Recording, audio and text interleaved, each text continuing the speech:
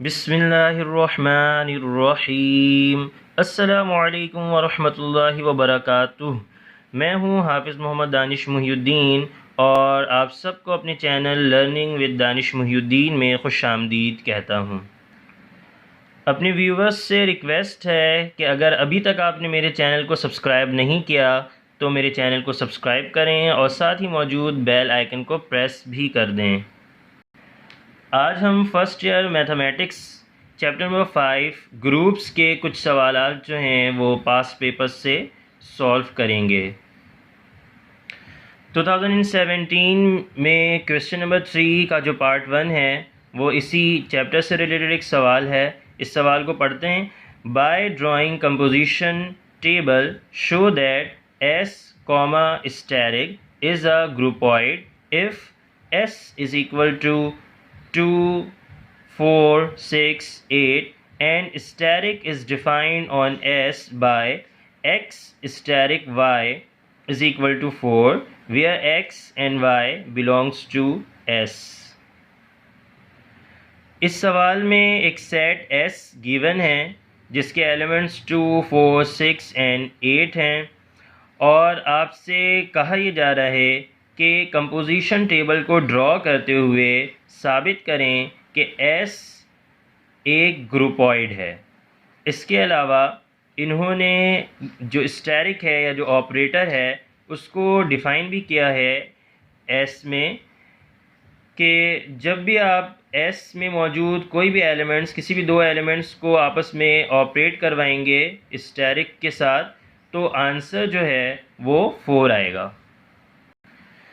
सवाल में दिए गए सेट को हम यहाँ पे लिख लेंगे। S is equal to 2, 4, 6, 8। इसके अलावा सवाल में जो गिवन डेफिनेशन थी उससे भी हमने यहाँ पर लिख लिया है कि x asterisk y is equal to 4। अब हम कंपोजिशन टेबल की तरफ चलते हैं। अपनी प्रीवियस वीडियो में मैंने आपको बताया था कि कंपोजिशन टेबल को किस तरह से कंस्ट्रक्ट करना है। यहाँ पे मैं आपको एक दफ़ा दोबारा से बता देता हूँ कि सेट में जितने भी एलिमेंट्स मौजूद होते हैं एलिमेंट्स की तादाद से एक ज़्यादा हम जो है कॉलम्स को ड्रॉ करते हैं और एक ज़्यादा जो है वो रॉस को ड्रॉ करते हैं।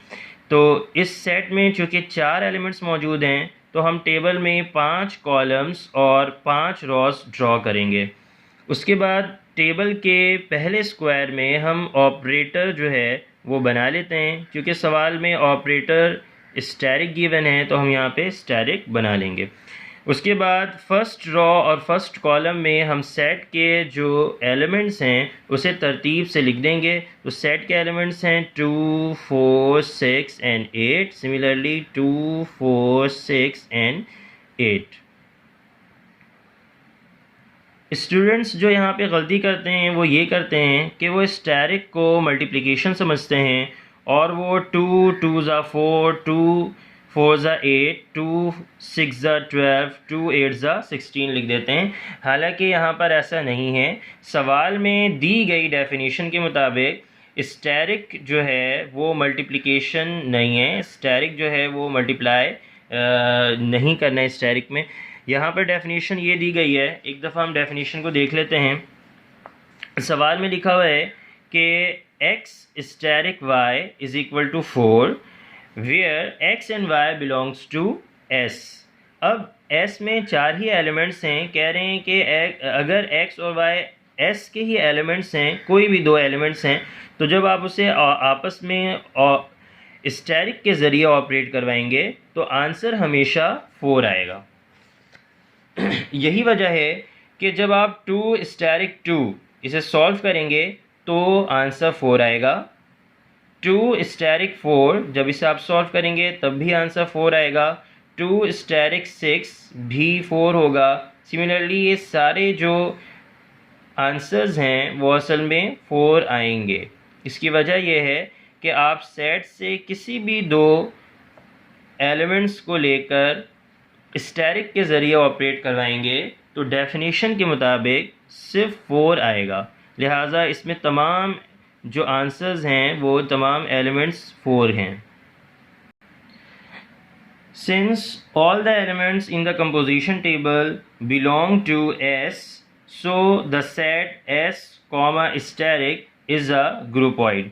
ये मैंने आप लोगों को अपने इस चैप्टर के पहले लेक्चर में बताया था कि जब भी कोई सेट कम्यूटेटिव प्रॉपर्टी को होल्ड करता है तो वो उस ऑपरेशन के तहत ग्रुपॉइड कहलाता है। क्योंकि कंपोजिशन टेबल के तमाम एलिमेंट्स जो हैं वो इक्वल हैं, इससे ये बात पता चल रही है कि जब आप किसी भी एलिमेंट को किसी भी दूसरे एलिमेंट के साथ जब ऑपरेट करवा रहे हैं, किसी भी ऑर्डर में करवा रहे हैं, तो आंसर सेम आ रहा है। इसका मतलब है कि कम्यूटेटिव जो प्रॉपर्टी है वो होल्ड कर रही है, और ये इस बात की गवाही है कि ये जो सेट है वो ग्रुपॉइड है। नेक्स्ट क्वेश्चन की तरफ चलते हैं। नेक्स्ट क्वेश्चन 2016 क्वेश्चन नंबर 2 का पार्ट 4 है।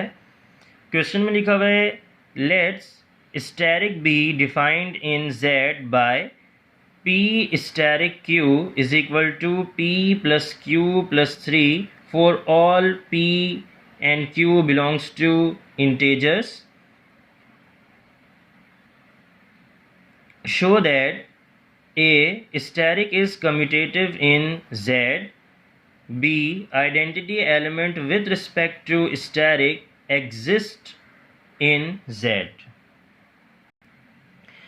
सवाल में कहा जा रहा है कि अगर स्टैरिक को इंटीजर्स Z जो है वो इंटीजर्स को कहते हैं, स्टैरिक जो है वो Z में इस तरह से डिफाइन किया जाए कि P asterisk Q is equal to P plus Q plus 3 for all P and Q belongs to Z या इंटीजर्स। का मतलब ये है कि ये जो P और Q हैं वो कोई भी दो इंटीजर्स हैं, इंटीजर्स के एलिमेंट हैं, और जब आप उन दोनों को स्टैरिक के साथ ऑपरेट करवाएंगे तो उसका जो आंसर आएगा वो कुछ यूँ आएगा कि P प्लस Q प्लस 3।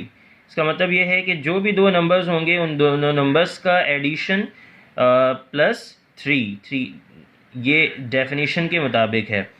उसके बाद आपको साबित क्या करना है? साबित ये करना है कि asterisk is commutative in Z। Asterisk जो है वो Z में कम्यूटेटिव है, इंटीजर्स में इंटीजर्स के सेट में कम्यूटेटिव है, और identity elements with respect to asterisk exist in Z। इसका मतलब ये है कि इंटीजर्स में जो है स्टैरिक के लिहाज से आइडेंटिटी एलिमेंट एग्जिस्ट करता है। अब आ जाते हैं इसके सॉल्यूशन की तरफ। डेफिनेशन ये दी गई थी कि P asterisk Q is equal to P plus Q plus 3। अब हमें कम्यूटेटिव जो प्रॉपर्टी है वो साबित करना है कि इंटीजर में होल्ड कर रही है। तो यहाँ पर मैंने क्या किया है, कम्यूटेटिव प्रॉपर्टी में आपको अपने फर्स्ट लेक्चर में बता चुका था कि P asterisk Q must be equal to Q asterisk P। अब यहाँ पर मैंने लेफ़्ट हैंड साइड को लिख लिया है जो कि है P स्टैरिक Q। अब हम इसमें डेफिनेशन को अप्लाई कर देते हैं। P स्टैरिक Q जो है वो बराबर होगा P प्लस Q प्लस 3। चूँकि ये सिंपल एडिशन है तो सिंपल एडिशन में हम क्या कर सकते हैं कि नंबर्स को या वेरिएबल्स को आगे पीछे लिख सकते हैं। तो यहाँ पे मैंने क्या किया है कि जो नंबर है Q इसको पहले लिख दिया है और P को बाद में लिख दिया है, तो इसकी अरेंजमेंट चेंज हो गई है और ये हो गई है Q प्लस P प्लस 3। अब डेफिनेशन के मुताबिक P स्टैरिक Q जो है वो बराबर होता है P प्लस Q प्लस 3, लिहाजा Q प्लस P प्लस 3 जो है वो Q स्टैरिक P के बराबर होना चाहिए। हमें यही साबित करना था कि P asterisk Q is equal to Q asterisk P, जो कि साबित हो चुका है, लिहाजा हमारा जो पहला पार्ट है वो मुकम्मल हुआ। अब हम लिख सकते हैं hence it is proved that asterisk is commutative in integers और सेट Z। अब हम सवाल के दूसरे हिस्से की तरफ बढ़ते हैं। पार्ट बी में आपको साबित करना है कि आइडेंटिटी एलिमेंट जो है with respect to asterisk exist करता है इंटीजर्स में। अपने प्रीवियस लेक्चर्स में मैंने आपको आइडेंटिटी एलिमेंट के बारे में भी डिस्कस जो है वो कर लिया था आपसे, और उन वीडियोस की जो लिंक है वो मैं आपको शेयर कर दूंगा, आप जाके उससे भी देखें और इस्तिफ़ादा हासिल करें। तो पार्ट बी में हमें